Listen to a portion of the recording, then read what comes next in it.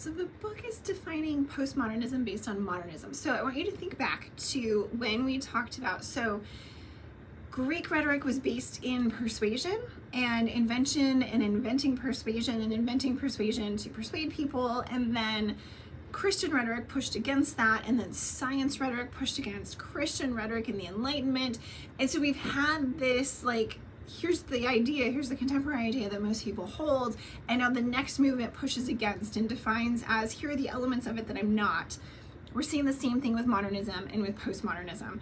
So modernism has very specific ideas, mostly that we can get to a universal truth, and that this universal truth is gonna solve all of humans' problems, all of humanity's. It's more humanity's than humans' problems. And I mean, that should throw up some red flags for us today, right? Who's thinking and what approach to thinking, and then how is one approach to thinking going to solve all of humanity's problems if we are all so different? Not different in bad ways, different in good ways. Like, we can't celebrate diversity if one way of thinking is going to fix everything. Diversity can't exist if one way of thinking is going to fix everything. And so this is where, and we saw this in my childhood in the 80s and the 90s with colorblindness. We were colorblind, we didn't notice race, and in not noticing race, you erase cultural ways of thinking, you erase foods, you erase holidays, you erase so much of the culture that makes people who they are. And so postmodernism is pushing against that and saying there's not one way. The bad news is there are an infinite number of ways, and all of us are constantly navigating identity, ways of knowing, and ways of speaking across contexts to determine who am I here, how should I make meaning, how should I understand, how should I communicate here, and then here, and then here, and then here, and then here, and then here, and you can see. It goes on forever. Okay, so that's the big. Modernism has structures, and they think that thinking can answer everything. Postmodernism says there are an infinite number of ways, and we erase a lot if we think that there's one answer.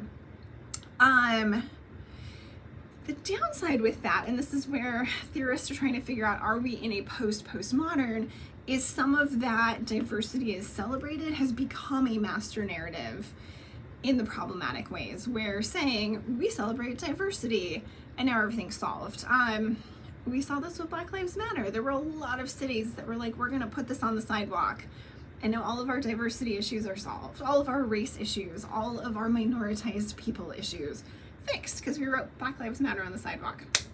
Done. So are they postmodern? Yes. Are they still problematic master narratives? Yes. Yay. The other one, and this one's my favorite, I put it in my notes to myself for this video, learning styles.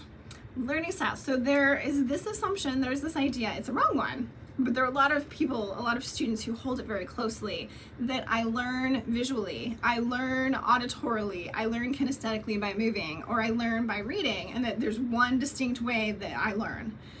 It's not how our brains work, friends. At all.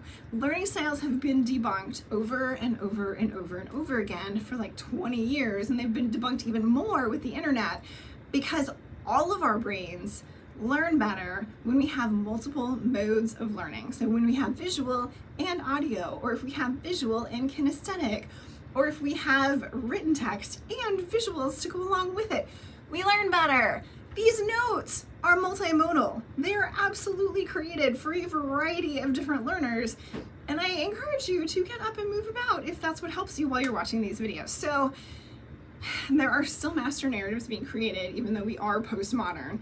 So it doesn't mean just because postmodern doesn't agree with master narratives and is questioning master narratives that they're not continuing to be created, and that some of the questioning can also lead to master narratives being adopted by people in problematic ways, which is where we're trying to figure out and navigate what is postmodernism now.